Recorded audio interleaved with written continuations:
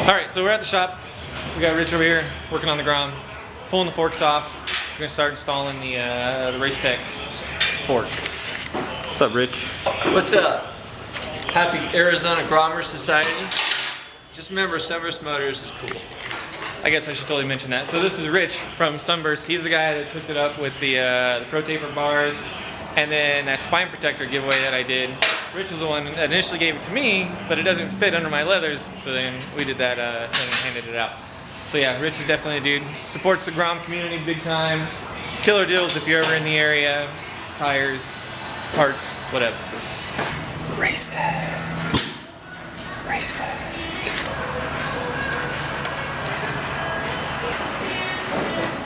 I don't want to break the frame. No.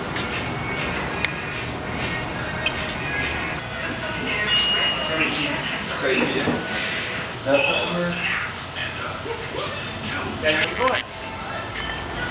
you have to make sure that you go left-hand thread on this. Otherwise, you'll be turning in the wrong direction loosing. And that thing is hot. It is hot. We have this up to 350 degrees. It was smoking. That is the hardest step of this process. After this, it's all downhill. And it seemed like it went pretty easy. It did. It did. When you know what you're doing properly, it's going to be easy. If you don't, then hire someone to do it. So yeah, you could say this is a little hot. With the RaceTech valving, you actually have to build the valving. It comes set up already, but you go to the RaceTech website and you enter in all your information, type of writing, weight, do you prefer your springs or your suspension stiff, soft, whatever, and then it gives you a breakdown of what basically what shims you need to use. So these, they come stock with 32s, we're going to use 34s on the compression and 1006 on the rebound. So that's your stock setup, and then this is your compression setup. Alright, so when we're talking about the Shim Stack, this is what we're talking about right here. So you have your low speed and your high speed, and then you have a number of shims. So stock, it comes with 2 of the .10s and 1 of the .15s. So this is your low speed, so we're looking at right here. So it has 3 shims right here. And then for your high speed, it has this massive stack, which is the top section right here. So what it wants me to do, it wants me to add 1 shim to both of these for the rebound, but what we're going to do is we're actually just going to leave it because we don't feel like taking it all apart. Alright, so we got the rebound fork together. Alright, I purposely didn't film it just in case we fucked something up. I didn't want all you guys calling me out.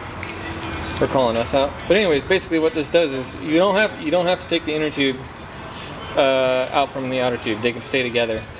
You basically take this cap off the end, slide it out, spring comes out, and then your dampening system will slide out. So this uses this really shitty plastic clip, whereas the RaceTech actually uses like quality parts. But anyways, so we put the rebound one in here already. It was a tight fit to get in.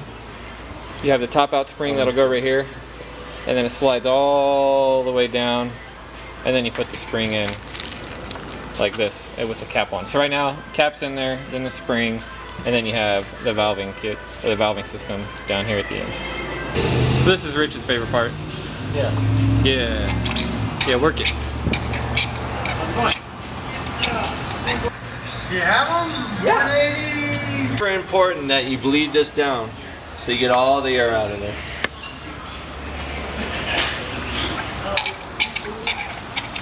Alright, so this is the moment of truth, testing it out. This is our rebound fork. Can you feel it?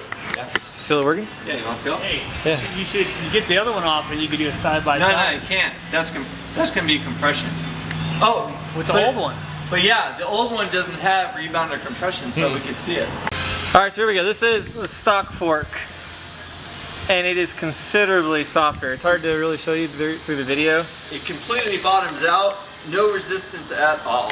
But yeah, it's considerably softer. It's crazy how big the difference is. All right, so you got to heat up the lower part of the fork tube. That's what we're doing right now. 350 degrees-ish. All right, so now we're working on the compression side, and we need to build the Shim Stack. So the X is what it comes with stock, and then we want to go to what I circled. So we need to go from Shim Stack 0.10 by 20, 0.10 by 16 to none. That's for the low speed. And then for the high speed compression, we're gonna go from this huge stack right here to this huge stack over here. And those, basically, this is like an illustrated parts breakdown of the stacks, how they play out.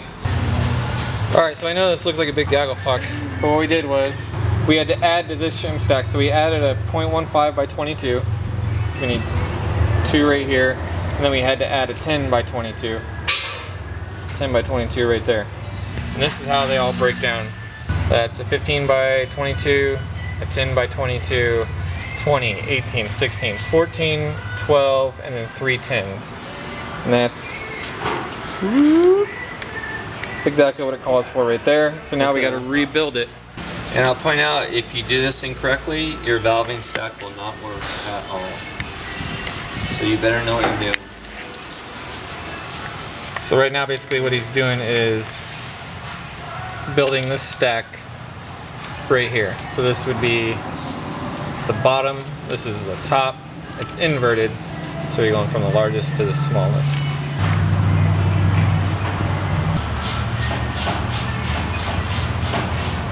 It would suck if I dropped it right now. That would fucking suck.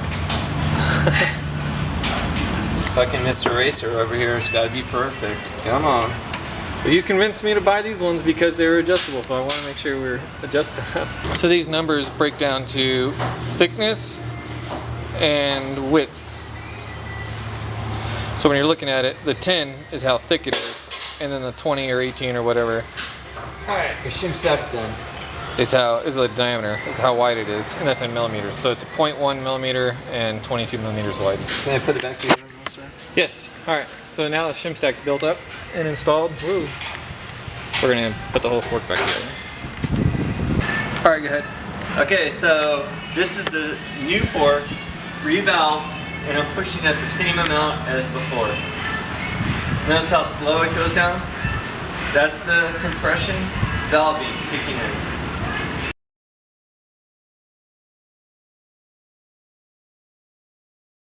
Boom. Yeah. So one's rebound and one's compression. All right, so we're just throwing on the forks now, and it's really hard to kind of tell or display or portray, whatever the word is, how well the forks function now, because you're just seeing the travel. You don't really get to feel it, but oh my God, it's so much better. So the left fork controls all the compression, and the right fork now controls all of the rebound. So front end's back on. And we're gonna go for a nice little test ride. Tires are definitely getting pretty shitty, but we're gonna cruise it up and down the road, see how the forks feel. And then we'll report back. Hi Mom! Oh wait,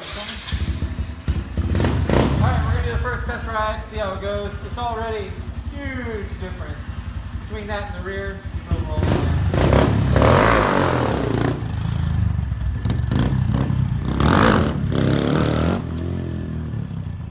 2 hours later.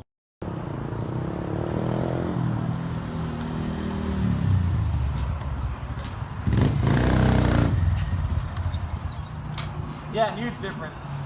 So how's it ride? Oh my God, it rides like a real sport bike now. Like, I mean, you can feel the suspension working, not just fucking hoagling.